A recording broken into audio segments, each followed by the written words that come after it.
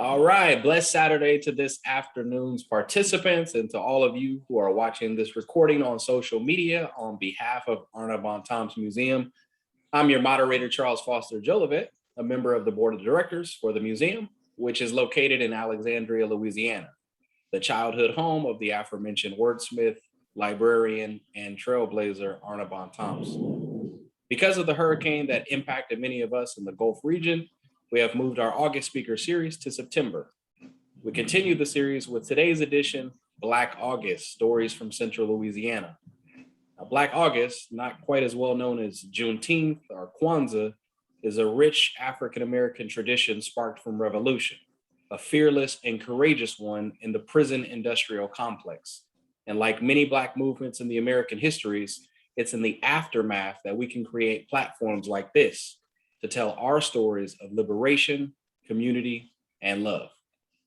Today, we spotlight the often overlooked heartbeat of Louisiana, a place where rivers are sometimes red and run deep, where jazz and blues bellow high in the juke joints, and where the gospel is found in churches and on porches, and where the communities are just as glorious, just as in tune, and just as magical as their state mates.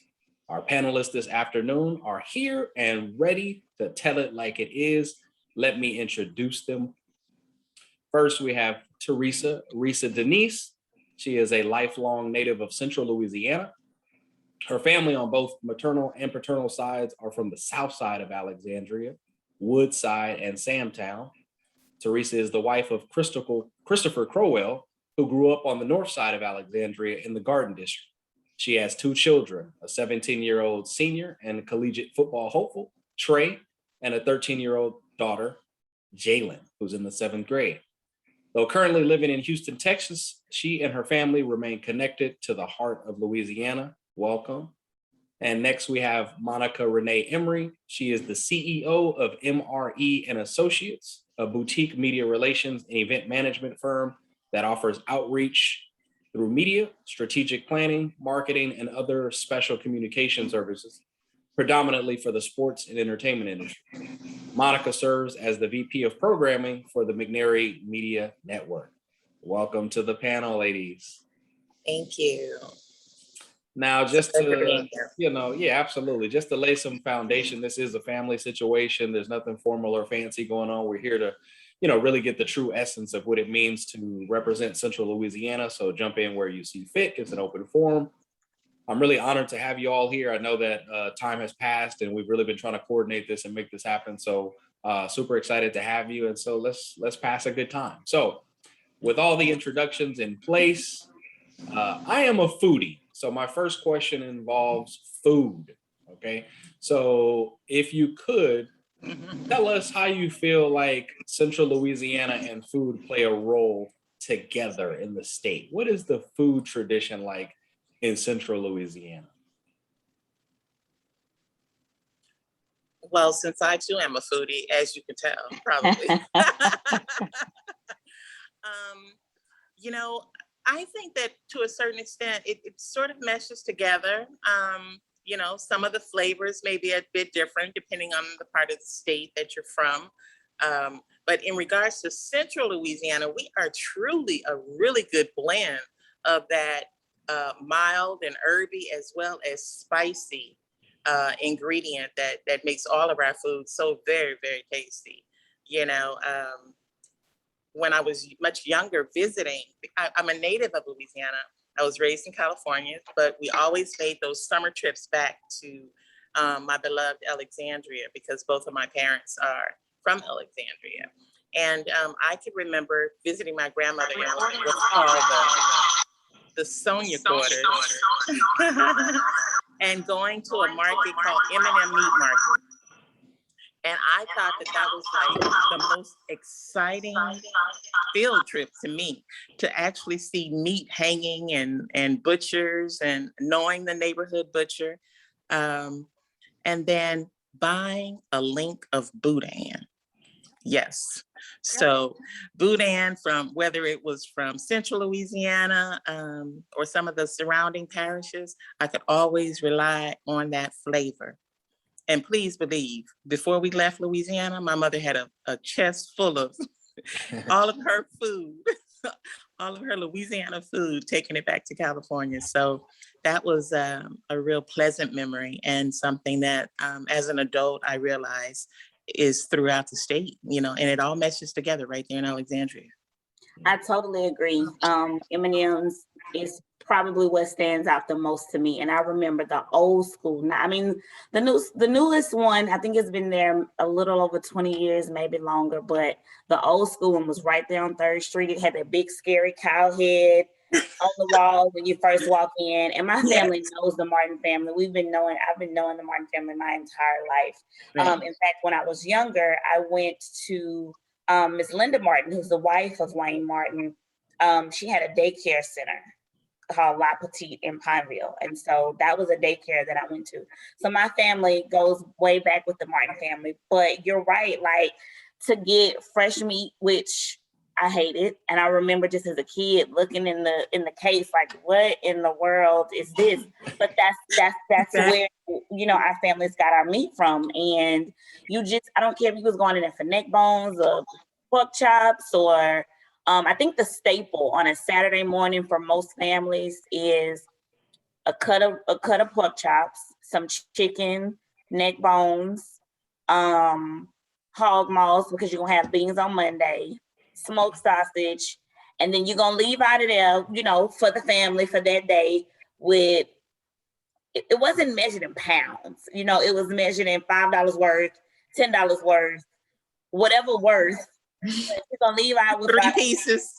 Yeah, you're gonna start with $5 worth of boudin, $3 worth of crackling, and $4 worth of press ham, which a lot of people sleep on. But I remember being able to go into the meat market, and so for me, Alexandria is a mix of cultures. We're right in the central part of the state.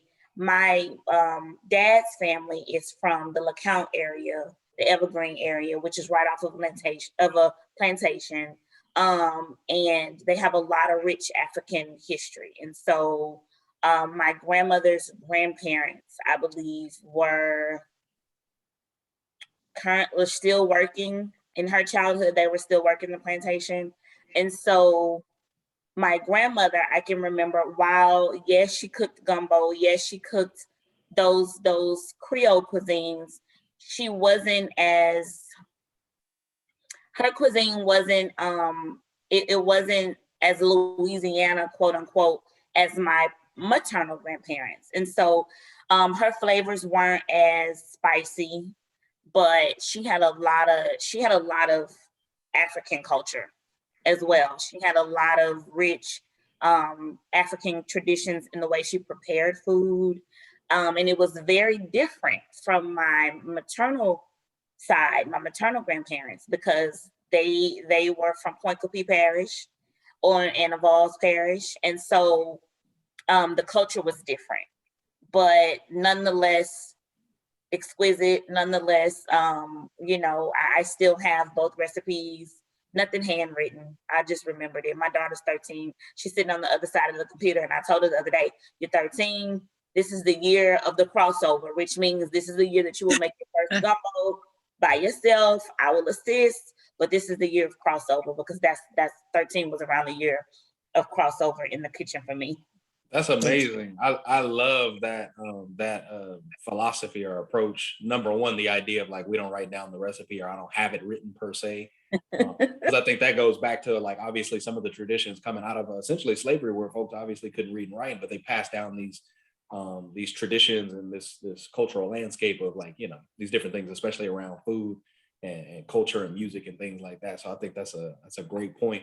Now that I'm hungry, I want to let me just jump in right here and share something really, really quick. I can remember being in the kitchen with my niece, like your daughter was, it's the year of the crossover. And it was one summer and we were preparing food, and she says, Nene, how much should I shake in here? How much should I use? I said, oh, baby, don't worry about it. Just shake until you hear the ancestors say stop. I don't know, just shake until that's enough, when you hear that's enough, that's it, And so she just laughed, but sure enough, she is literally mastering some of the ways that we go about preparing food with love and just a sense of remembrance, you know, of how someone prior to us did it. Yeah. So yeah, it's really neat. Yeah, it reminds me, actually, it's funny enough, I didn't make my first gumbo at 13. I probably made it at 20 or something. But I made my first sweet potato pie when I was about 13. And that was something that came from my mother, who was like, okay, she's laying in bed, she's half asleep. She's like, go in there, add some, did you add butter? Did you add the eggs? Did you do this? And just kind of makeshift making that pie. So now that we've covered the food, and I am extremely hungry now, thinking about all the food and gumbo and the crackling and the whole deal. What would y'all describe a typical family get together back in the day? How would you describe that family get together? Let's say it's on a Sunday and everybody's getting together. What would that involve? What type of traditions would you see there, or activities would you see there coming out of Central Louisiana? I think I can remember crawfish bowls was always typically on a Saturday or a Sunday. And for whatever reason, it seemed as though crawfish balls kind of tied into a fish fry some kind of way. It's like you had to have crawfish, corn, potatoes, sausage. We started to introduce mushrooms later on. I think my grandfather was from, one of my grandfathers was from Henderson. So St. Landry Parish, Cecilia, further down south on the other side of Bro Bridge, very small area. And so he put eggs in his gumbo, but it kind of integrated into a fish fry eventually. And back in the day, whatever the host was, you didn't bring anything. Like whoever the host, which typically was my grandmother or one of my great aunts. I mean, if you wanted to bring like a pie or a cake or whatever your specialty was, but I can remember cookouts and family get-togethers. Whoever the host was, they did it all. And like if it was my grandmother, my mom and my aunts would be the one in the kitchen helping her get it together. And if it was one of my aunts, then everybody kind of helped and pitched in, but you got it all together and you invited everybody over. And a lot of times it was random, spur of the moment. And it was like, if, for example, if it was my dad and crawfish seafood wasn't his thing, barbecue was. And so on a Saturday morning after he washed his truck and he has Maze and Frankie Beverly playing, he feels good. He got a little extra money in his pocket. Let's throw something on the grill. And so this throw something on the grill ended up being the entire family coming over impromptu and hanging out. And I think that's, if it wasn't planned and if it wasn't something that was structured around a celebration, a throw something on the grill Saturday kickback was what we did. And I don't know if it's a Central Louisiana or a Southern thing, but since being in Texas, everybody has a backyard now. We've moved up in the world, but I can remember all kickbacks, all hangouts. If you barbecued, for whatever reason, everything was done in the front yard. So you could pass through any neighborhood and you could see families getting ready for whatever celebration or whatever kickback. And everybody was in the front yard, not the backyard. So the grill was being fired up in the front yard, lawn chairs, tables, front yard. Everybody was in the front of the yard. And so that's something that stands out to me most. As what I can remember as a child, that at any given time with any family, if they were celebrating something or if they was having a hangout, tradition was the host typically covered it all. And if it was a barbecue or crawfish boil, everybody was in the front of the yard as opposed to now in the backyard. Very similar. For me, because like I said, it was summers for me. My summers were everything, because I knew that we were packing. Both my parents were educators, and I was like, June, we are packing up. My father doesn't have to start football practice until late August, so we are headed to Louisiana. So I will be really, really excited about that. And for us, my family is definitely all around Central Louisiana as well as Southeast Louisiana. So the family, a lot of times, it was always fish on Friday. It was just always fish on Friday, whether it was a fish fry or whatever the case. And even translating that back to California, my friends would say, "Why y'all always eat fish on Friday?" And I'll be like, "I don't know," you know. But we did. That's what we did. And they said, "Your mother always doing fish, or your father always buying fish and bringing it home." And I was like, "Yeah, that's what we eat on Friday," you know. Little did I know that that was a cultural thing as well, you know. So there's definitely culture in food. So for us, it was fish on Friday. Saturdays again, probably grilling or the crawfish boil or what have you. Or if you're in New Orleans, you may want to say barrel. It don't matter, you know. So. Say it how you say it. You know, it all tastes the same. What have you. So that was a good thing. And then reflecting back on that Sunday after services or what have you, someone would prepare a meal, and yeah, we would literally go and have dinner. And depending on what grandparents' house I was at, we either were dressed for dinner, you know, after church, we stayed dressed. And then for other ones, we came and got out of those hot clothes and just chilled and ate, you know. So, and that was pretty much the same, even when I would visit my family that's in other areas of the region, which is the Cheneyville area. You know, my family had a lot of land. So, you know, it was set up where you set up. We knew that it was going to be under this big tree or what have you. So and other people in the area would literally come by on bicycles or whatever, get something off the grill, etc. But I do recall one incident where I literally almost knocked over a whole pig, you know, and that was because I had been away for a minute and everyone was cooking out. You know, I'm sashaying through as a young teenager, young adult / teenager, whatever, late teens. And we were at a couchon de lait. So that's a unique line between Avoyelles Parish and the St. Landry Parish and the Rapides, where they all kind of mesh together a little bit. And so that culture becomes a little different. So I'm walking, I said, "Well, where's the barbecue?" And they said, "Oh, it's underneath the grill." So I went and I'm thinking I'm going to lift up the lid and see, you know, chops laid out, ribs laid out, etc. It was a whole pig underneath there, you know. And I literally almost knocked it over. And all I could hear was, "Girl, what's wrong with you?" You know? And so I said, "There's a pig under there." They said, "What you think the couchon de lait is?" You know, "You've been away too long, yeah." You know, so I'm like, okay, let me get my whole life together here, you know. And so that was really something where I realized that we are culturally connected, not just in Central Louisiana, but other parts of the states, but also in certain areas of the global community.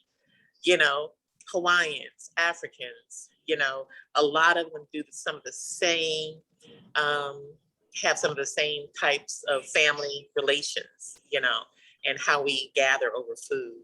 And it's so awesome.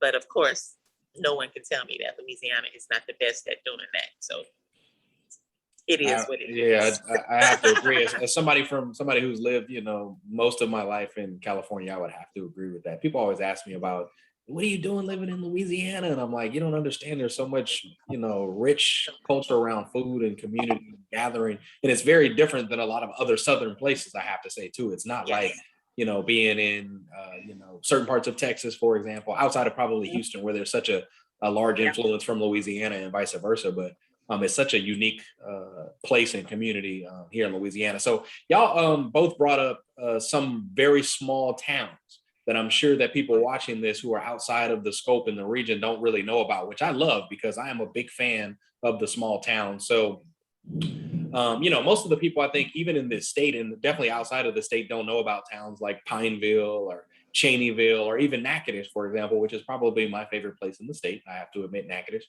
What would you tell people that don't know about these places that you have spent so much time in? What would you tell them in a few words that would describe the vibe of those places like Natchitoches or Pineville or Clucheville or Cheneyville or those places? How would you describe that vibe in a few words?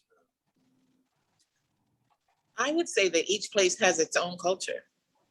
truly has its own culture, and it's based on the people who inhabited the land there, who took care of the land, whether they may have at one point been enslaved or not, or free people of color who just worked the land. And that could be found even just in census reports or what have you. You know, if your ancestors, I know on different sides of my family, you know, we can go back to like 1830 and they're listed on the census first and last name, which basically meant that they were free people of color. And here you find them in Rapides Parish, Cheneyville, Avoyelles Parish, Marksville, Big Bend, you know, some of these old smaller places, they all had a cultural influence, probably from somewhere else because of natural disasters that may have moved and made them relocate to the area, such as my grandfather, who was actually born in Bayou de Cressay. So there was a big flood in, I think, 1923 or something like that, or what have you. And they had to relocate. So they sought higher ground, but in seeking higher ground, they also brought their culture from the region that they came from to Rapides Parish. So each small city has its own little culture. I agree. So while my family is from, I spent a lot of time, like I said, on the south side of Alexandria, because both sets of parents, that's where my grandparents were, the Woodside, Samtown area. My childhood home, however, was in Pineville. And so it's just a bridge away. So the only thing that separates Alexandria and Pineville is a bridge, and they're two separate cities, but nonetheless governed by two separate governing bodies. But for the most part, it's the same culture. And Mayor Clarence Fields has been the mayor of Pineville for as long as I can remember. And his wife, Rosa Fields, has been a pillar of the Alexandria community for as long as I can remember, and they still are. And so when we think about Pineville and Alexandria and Natchitoches and Cheneyville, while a couple miles away, you know, LeCount, Cheneyville is maybe 10, 12 miles from Alexandria. Natchitoches is about 38, I believe, or 40. I lived in Natchitoches for 7 years, and I have family in Natchitoches, but Natchitoches community obviously is indicative of the Cane River community. I think it's between Cane River, Clutcheville, Derry, Iberville, all of those communities are on the outer skirts of Natchitoches, and the Cane River community creates a lot of the culture for Natchitoches. And so while all of them share and they're very, very similar, a lot of it can be different, but I think nonetheless, all of them are interwoven together and they're very closely and richly connected. I don't think that it's a person or a governing body in the Natchitoches area, the LeCount area, the Pineville area that is not still intermingled with that of Central Louisiana. So I think that it all makes up one larger piece of the pie. And at the end of the day, I believe they all represent the same scope of what part of the state they are from. And I think that's important because people that are not from Louisiana don't realize that for every 20 miles in whatever direction that you go, things change. The dialect changes, the culture changes, the accents may change. It can be completely different. And so if you are like one of you, Monica, Renee, or Charles, that have lived somewhere else, but your roots are in Louisiana, then you can speak to where you're from, where your family's from, where your stock is from, because you know the culture. Whereas if I was in New York or if I was in another place and I had no idea, or if I lived in Louisiana and I travel and they said, well, where are you from? Well, like I know New Orleans, everybody knows New Orleans, and everybody, that's not familiar with Louisiana culture, they really think that New Orleans is the only place. Right. And if they've traveled or if they've visited Louisiana, they're gonna say New Orleans, then they may say Baton Rouge and they may say Lafayette. So when they ask you, well, where are you from? What part are you from? When you say I represent Central Louisiana, it's like, I've never heard of that. But I think that if you're coming out of Lafayette, if you're coming out of Alexandria Natchitoches, Cheneyville, LeCount, Bunkie, Colfax, any of those areas, any of those regions, when you travel, your representation is going to be Central Louisiana 9 times out of 10, as Yes. opposed to South Louisiana or North Louisiana or whatever the case may be. Absolutely. I agree. Yeah, last couple of questions here for y'all. I appreciate y'all's time. This has been fascinating for me, especially because you have such deep roots. And, you know, Central Louisiana is one of the places that over the last 3 or 4 years, I'm starting to research and go into, and obviously being a part of the museum now, spend more time in. And, you know, I'm fascinated by the culture, especially obviously the Black culture there. How would y'all say religion has played a part in y'all's upbringing throughout Central Louisiana, and obviously for you, Monica, also in California? How does how has that played a part in your upbringing? I can, church in Louisiana is different than church in California. I'm sorry. It took us a while.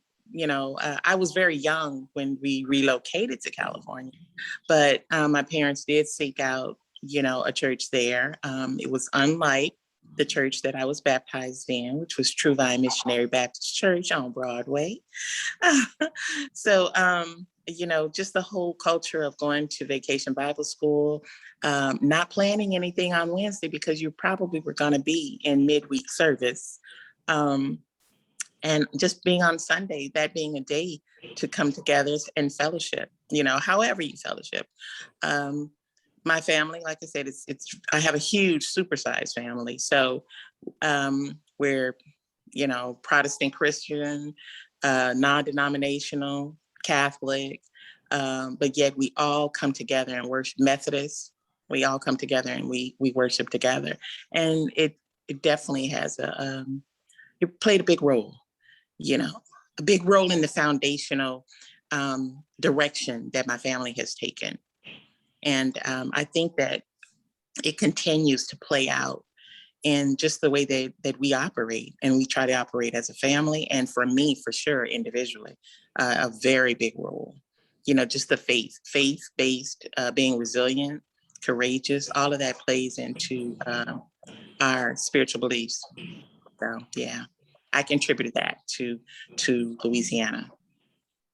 My family was kind of twofold. I can remember my great grandmother she was born in Point Coupee Parish, but after marriage and whatnot, she ended up settling for a while in the Vols Parish. And there was a rich Catholic culture in the Vols Parish. And so when she began a family and she relocated to Alexandria with her husband, and then of course had my grandmother and my elder aunts and uncles, I don't think religion was as big of a part in the beginning, but she kind of crossed over from Catholicism to that old Southern Baptist, mainly because I believe my great grandfather was Baptist. And so while all of her siblings, and she came from a large family, but even now most of her siblings and their lineage are all Catholic.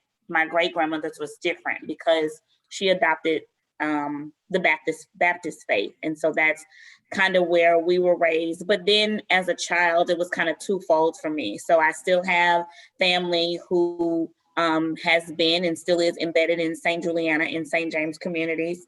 Those are the two Black Catholic churches in Alexandria.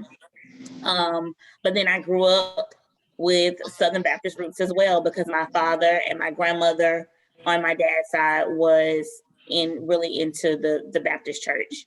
And so, and I'm talking, the little wooden church with the tambourines and the window unit. So religion was important, but mainly having a relationship with God. It was what it was. You were going to be Christian. You were going to go to church on Sundays. I don't care what church you go to.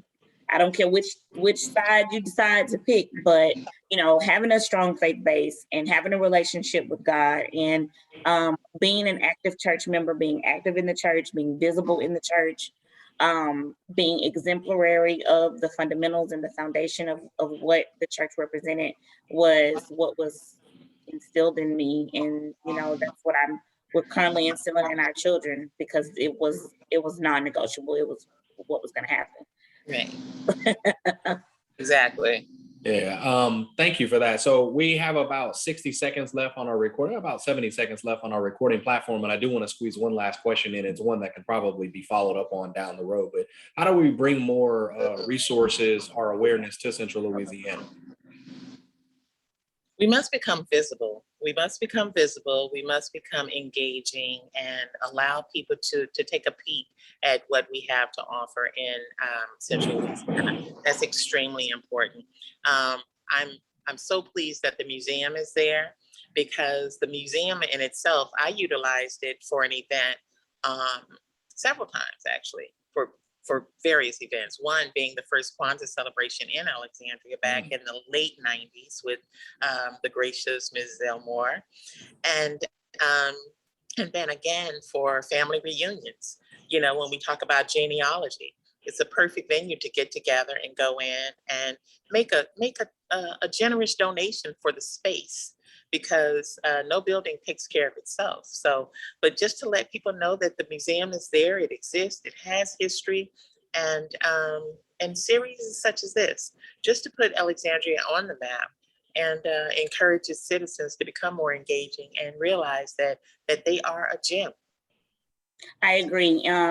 Really quickly, Central Louisiana must invest in Central Louisiana. And so just as we've all moved away, it's important to remain visible. It's important for us to continue to invest in the stock and the history and the legacy of Central Louisiana, attend events or support financially, or, instead of going up the road to down the road to Lafayette or Baton Rouge for the same things that are offered in Louisiana, they have to invest into the economic development of Central Louisiana so that it can be appealing. People can want to travel and come and see what we have to offer, because there's a lot there, and there's a lot, we're just as good as Lafayette or Baton Rouge or anywhere else, and we have just as much history and just as much culture and diversity as any other place in the state. Absolutely. Like I said, this is a discussion that I know we can continue down the road. So I appreciate y'all's involvement in today's event, Black August Stories from Central Louisiana. We thank you all for viewing this on social media across all these platforms. And this discussion will hopefully continue not only with our panelists, but with you who are watching. We thank you and good day from Central Louisiana. Au revoir.